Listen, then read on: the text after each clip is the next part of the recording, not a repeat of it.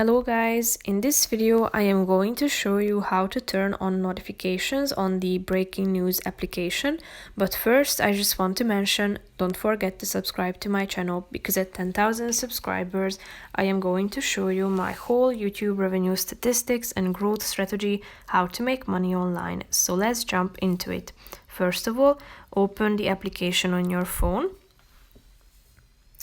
Now go to the More section by clicking on this icon called More. That's the last option actually. Then tap on the first one saying Settings. Then scroll down till you find the notifications section indicated by this image of a bell.